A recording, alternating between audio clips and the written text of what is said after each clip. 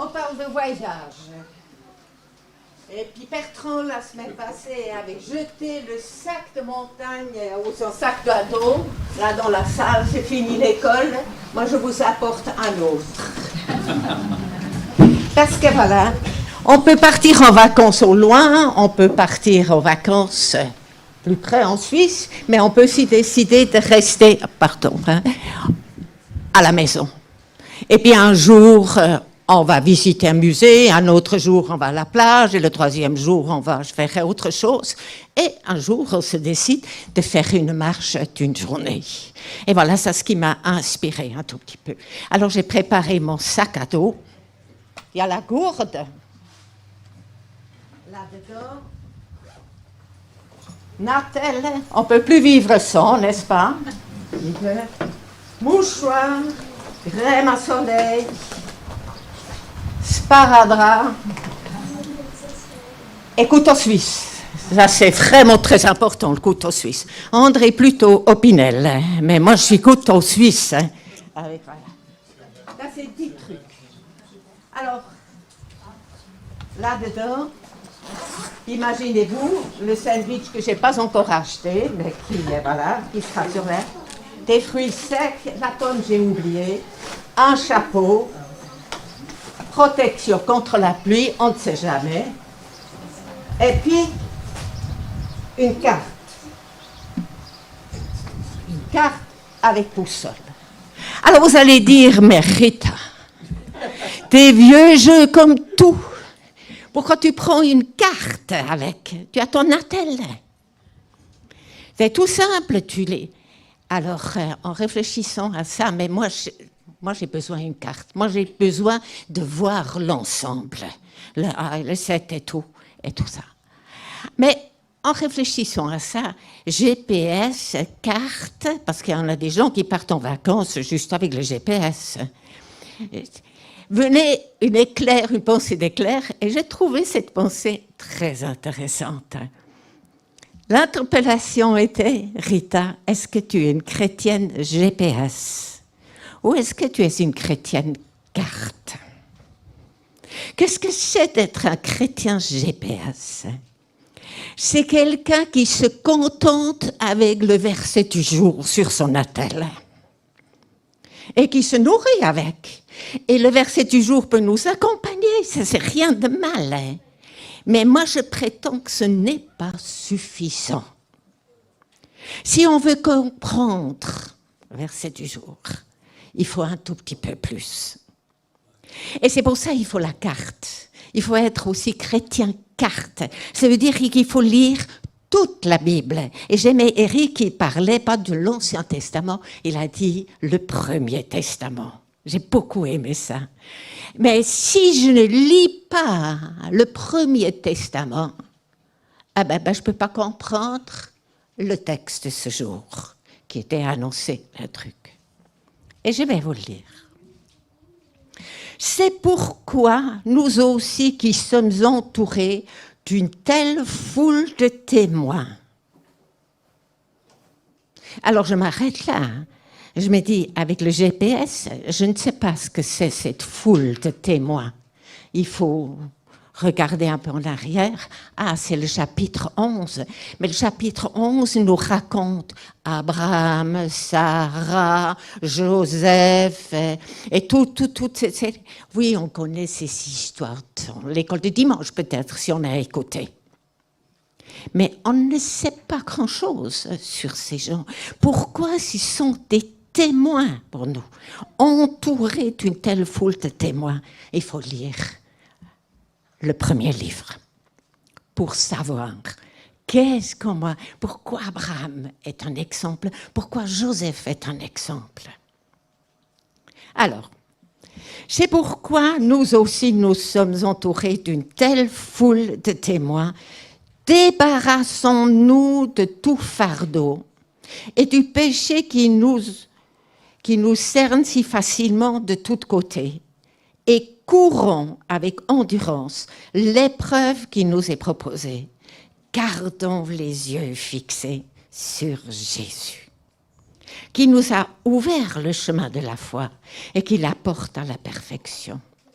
parce qu'il avait en vue la joie qui lui était réservée, il a enduré la mort sur la croix en méprisant la honte attachée à un tel supplice. Et désormais, il siège à la droite du trône. Waouh! Alors, le fardeau, débarrassons-nous de tout fardeau. Alors, je suis restée là, je me dis, mais fardeau, c'est écrit dans les Galates, portez-vous les uns les autres les fardeaux. Et puis là, c'est débarrasser.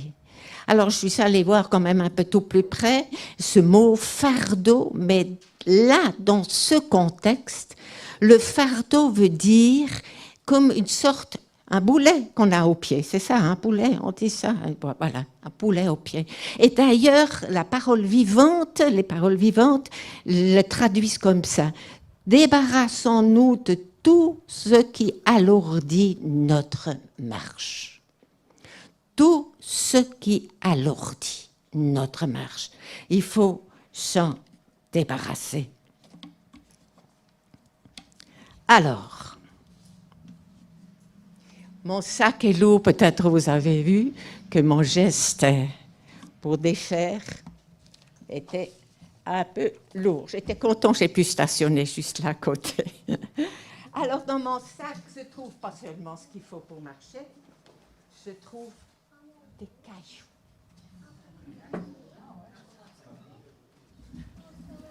Et le premier s'appelle, attendez, il faut que je sorte ça.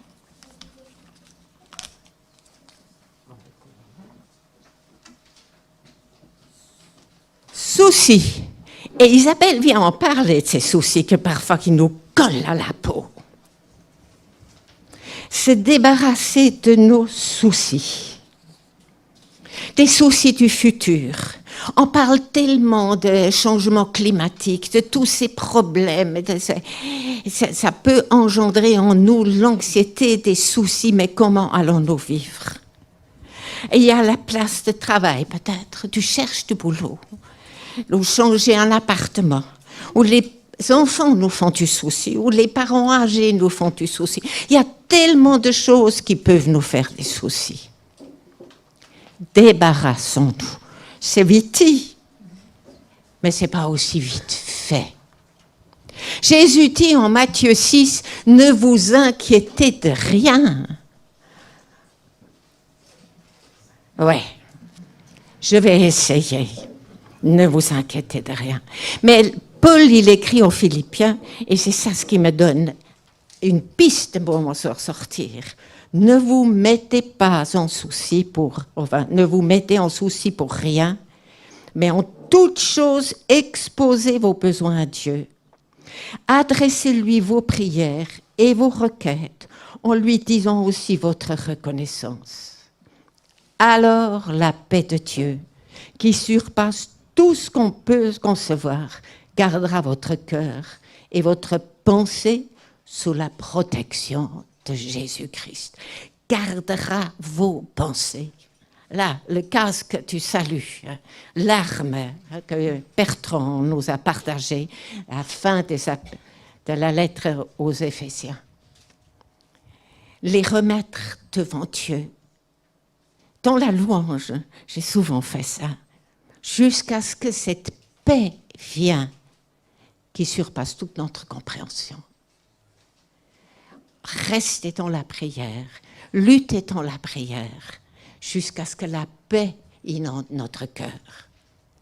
Il y a aussi cette possibilité de le partager. C'est pour ça que nous sommes une famille. On se retrouve dans des groupes de maison pour partager nos soucis, nos chagrins. C'est ce qui nous alourdit notre marche. Et ensemble, on peut prier et le remettre devant le Seigneur. Et Jésus promet, là où 2 ou 3 sont assemblés, il écoute, il est là, sa présence est là. Et nous pouvons exposer notre requête. Débarrassons-nous de nos soucis. Et beaucoup aussi, c'est de commencer à remercier le Seigneur. Parfois, quand les soucis sont là, on se focalise tellement dessus qu'on ne voit plus rien d'autre. Mais quand on commence à se rappeler toutes les bontés du Seigneur, petit à petit, les soucis prennent une autre place dans notre vie et notre pensée.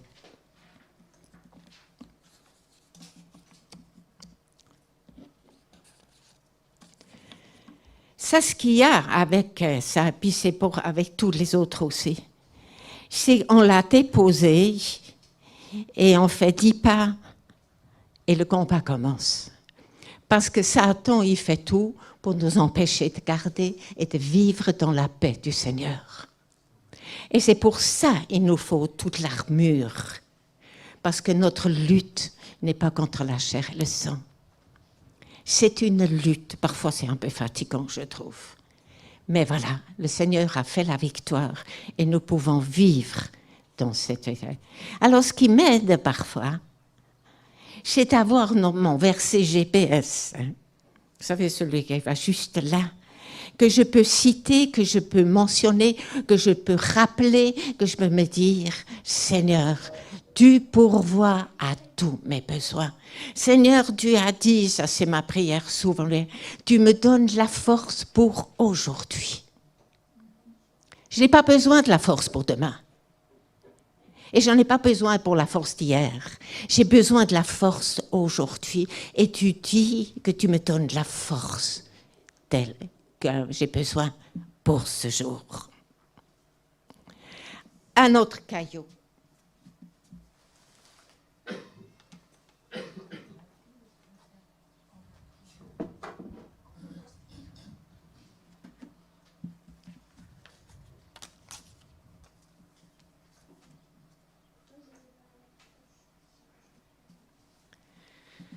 La culpabilité. Il y a tellement de gens qui se promènent et ils portent avec eux dans leur marche avec le Seigneur toujours encore le caillou de la culpabilité qui ne s'arrive pas à s'en défaire. Et il y a des parents qui ont ce problème parfois. Pour tout ce qu'on a fait, tout ce qu'on n'a pas fait. Et parfois les enfants nous le servent aussi. Tu as dit, tu n'as pas dit, tu as fait, tu n'as pas fait. Et puis on est là, coupable, mais qu'est-ce que tu veux? Je ne peux pas rattraper le temps. Je peux juste te demander pardon. Est-ce que tu peux me pardonner? Et je trouve, quand on est parents, on doit apprendre à vivre dans la grâce du Seigneur. Seigneur, tu sais, je suis limitée, mais ta grâce, elle est là. Et je te confie mes enfants avec toutes les erreurs que j'ai faites, avec toutes les défaillances que j'avais. Je te les confie à ta grâce. Et je reçois ta grâce et ton pardon. On a parfois aussi la culpabilité, et puis j'ai observé ça par des personnes qui ont eu un deuil, le deuil du conjoint, où j'aurais dû, et je n'ai pas fait. J'ai vu, et puis j'aurais dû téléphoner encore à ma maman, et je ne l'ai pas fait. J'aurais dû faire ci, et je n'ai pas fait. Lâche, va auprès du Seigneur. Est-il lui? Et reçois le pardon. Et l'approprie pour toi. Il y a des gens qui disent, oui, Dieu me pardonne, mais moi je ne peux pas me pardonner. C'est un peu comme si on se mettait au-dessus de Dieu. Approprie son pardon dans ta culpabilité. Mais il y a aussi la culpabilité parce qu'on a fait des choses derrière le dos des autres. L'infidélité, par exemple. Tricher aux impôts. Des dépenses inconsidérées. Des jeux qu'on fait, le casino maintenant, on peut le faire sur Internet, qui vident les économies et on les fait derrière le dos du conjoint ou de la famille. Il y a peut-être l'avortement. Ce sont des choses très lourdes. Et la conscience frappe à notre porte. Et de force qu'on le fait taire, ça s'atténue un tout petit peu. Mettons des nuits d'insomnie, ça ressurgit. Quand on a ces culpabilités, pour des choses qu'on a effectivement faites, et que tu n'arrives pas à en débarrasser, moi je t'encourage, demande de l'aide. Et dans cette église, nous sommes gâtés par des personnes compétentes qui peuvent nous accompagner dans ce chemin de pardon, où on peut confesser. Et c'est le seul chemin, c'est de confesser. Et si on a lu la nuée des témoins, il y a David là-dedans. Et c'est ce que David a fait à un moment donné dans sa vie, était tout simplement scandaleux et dégueulasse, excusez-moi, mais oui. Il a piqué la femme d'un autre. Et il n'avait pas la mafia sous la main, mais il a une armée et puis il a assassiné. C'est quand même scandaleux. Et il a fait comme rien n'y était jusqu'au moment où Nathan, le prophète, vient vers lui et le met devant les faits accomplis. Alors David aurait pu se défendre et puis, je ne sais pas, raconter un tas de choses pour se tirer d'affaire, mais non. L'exemple de David est extraordinaire. Il a reconnu, il a confessé et il s'est humilié devant Dieu. Et si vous lisez le psaume 51, c'est touchant de voir son chemin. Et si tu es prise dans des culpabilités de ce genre-là, c'est le seul chemin pour t'en sortir. C'est là où tu peux dire « Redonne-moi la joie de mon salut ». C'est ça après le résultat. C'est extraordinaire. Et le caillou reste au pied de la croix. Moi, je t'encourage de faire ce chemin.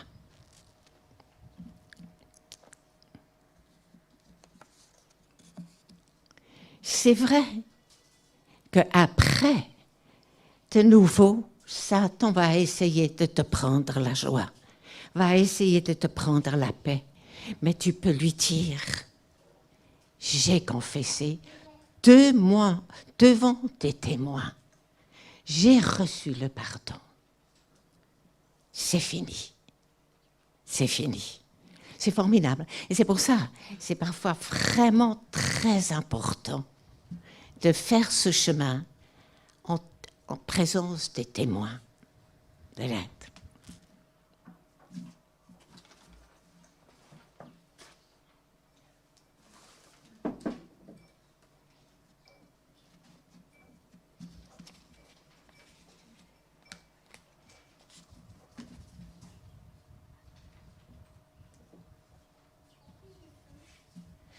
Nous avons reçu le pardon de Dieu.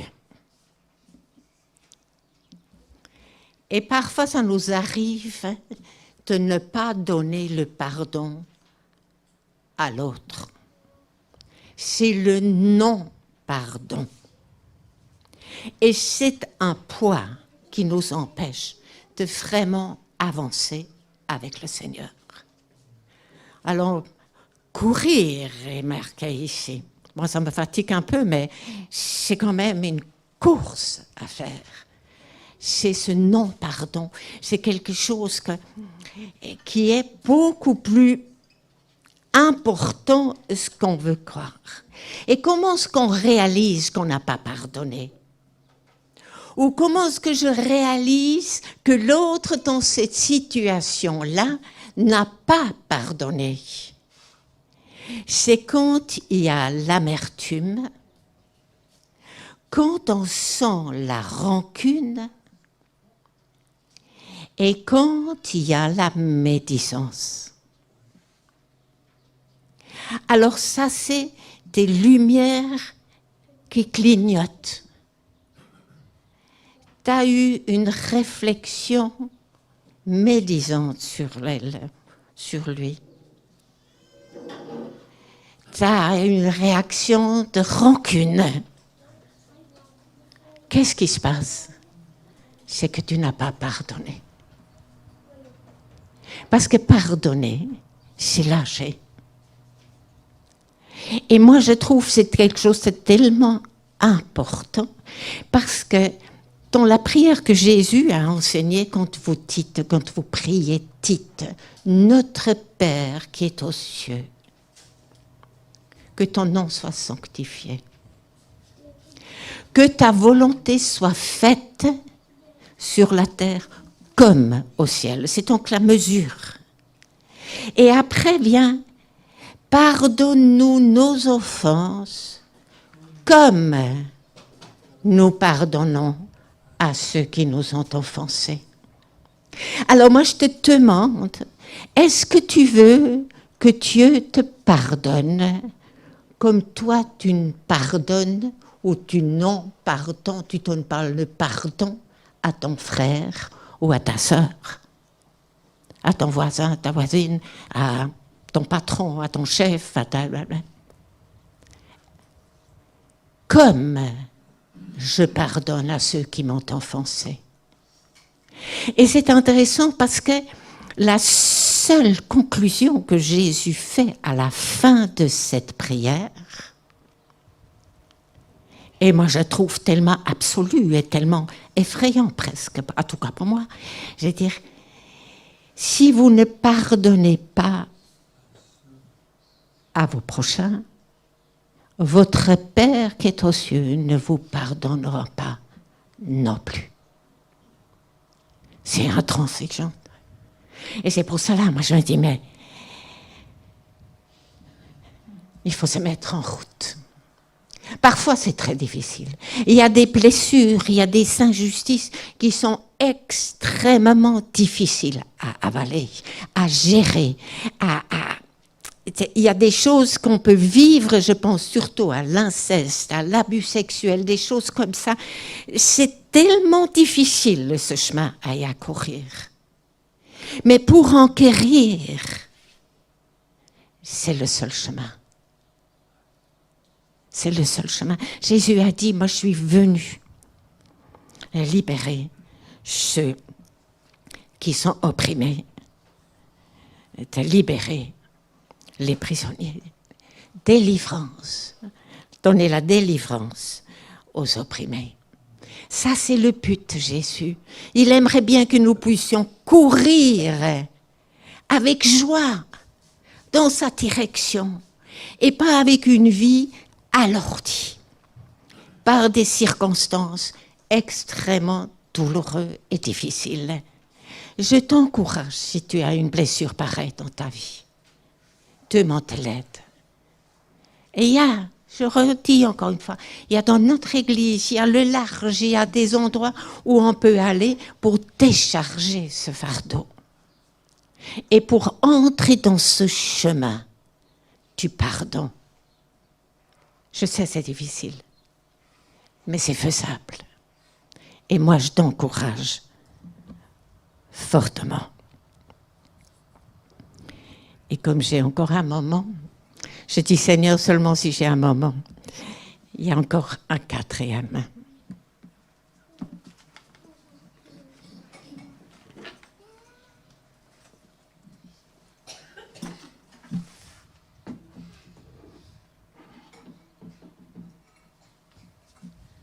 Vous comprenez que le sac était lourd. Hein? C'est dans cette préparation et dans la prière est venu ce flash. Et j'ai longtemps hésité. Parce que c'est tellement vaste comme sujet, c'est tellement complexe comme sujet, que c'est un tout petit peu risqué de l'amorcer. Mais moi, je crois que je dois le faire.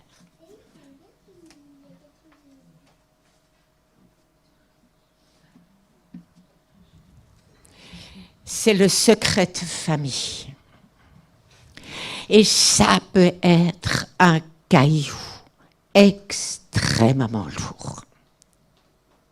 extrêmement lourd. Surtout si on le sent, il y a quelque chose et on ne sait pas ce que c'était. C'est vraiment un boulet au pied. Mais il y a aussi des secrets de famille où on porte avec la famille le secret. Alors, ce n'est pas l'histoire d'aller le proclamer et de le mettre aux utanios. C'est absolument pas cette histoire-là. C'est l'histoire de se décharger de ce fardeau. C'est ça l'histoire. C'est ça ce qui est important. Et c'est là de regarder en face et de dire oui. Oui, ça fait partie de ma famille. Oui, c'est mon histoire de famille. Oui, cela est arrivé chez nous. Bon chrétien, c'est pas évident. Et il faut la grâce de Dieu. Et le demander d'aller dans la prière. Et peut-être, de nouveau, demander de l'aide pour cheminer. Quand c'est des secrets qui sont flous, il y a des sous-entendus, mais on ne sait pas ce qui s'est passé. Alors, ça peut nous prendre toute la paix parce qu'on aimerait bien savoir pourquoi ils font tout le temps ces allusions et tout. Mais personne ne nous dit ce qui s'est passé et puis à quoi ça sert. Et ça nous fausse notre comportement. Alors, c'est aussi un chemin à y aller. Et te demander, j'aimerais bien être libérée de cet esprit qui m'oppresse à cause de ce qui s'est passé. Je ne sais même pas ce que c'est, mais moi, quand Jésus est venu, il a donné la délivrance aux opprimés. Je veux entrer dans cette démarche. Je veux vivre cela et je veux me défaire de ça. C'est un chemin à parcourir et ce n'est pas évident. On peut avoir des secrets de famille qu'on ne le sait même pas. Et c'est ce que moi j'ai vécu. C'est que quand j'étais maman, jeune maman avec des petits-enfants, à peine qu'ils avaient un peu de fièvre, moi je les voyais mourir. Tout le long, tout le temps, à peine qu'ils toussaient, la mort arrive. Et c'est quand même pas normal. J'ai dit non mais c'est ma tête, là où elle a dit mais c'est pas normal, écoutez, c'est quand même pas une affaire, si on fait la grippe on meurt pas. Enfin ça peut, mais voilà. Pourquoi ça me hante comme ça? Alors je me suis dit c'est simple, c'est parce que mon frère est décédé accidentellement quand moi j'avais 9 ans. Et dans notre famille, le frère est décédé, on n'en parlait plus. Il était tout simplement plus là. Est-ce que c'était ça? Alors, il y a en tout cas une chose, chaque fois quand on se retrouve entre frères et sœurs, on revient sur cette période. Parce que quand on était enfant, quand on était en famille, on n'en parlait pas. Alors, si vous êtes dans ces situations-là, parlez-en. Mais j'ai parlé à ma maman, j'ai dit, mais comment tu as géré? Elle a dit, je l'ai noyé mon deuil dans le travail. Voilà, ça c'était sa réponse. Mais ça ne solutionnait pas c'est tout le temps cette préoccupation de la mort. Et puis je suis allée demander de l'aide. J'ai dit, c'est pas normal. Je connais Jésus, je marche avec Jésus, et il m'a libérée, il m'a pardonné. Je ne comprends pas. Et dans la prière, une personne m'a demandé, est-ce que vous avez des suicides dans votre famille? Et j'ai dit, je ne sais pas. Bon, je savais que j'ai une sœur qui a essayé 2 fois de se suicider, mais elle est toujours en vie. Mais c'est pas ça. Elle a dit, écoute, si c'est un esprit de mort, un esprit de suicide qui a mis une emprise sur toi, sur votre famille, nous allons tout simplement, et c'est tout simple, demander à Jésus de briser, de libérer Et nous avons fait cette prière. Et je me déchargeais de ce secret. Alors, je suis rentrée à la maison, je me suis renseignée, et effectivement, il y avait des suicides dans ma famille, grand-père ou grand-mère, ou je ne sais pas. Je n'ai pas demandé plus loin.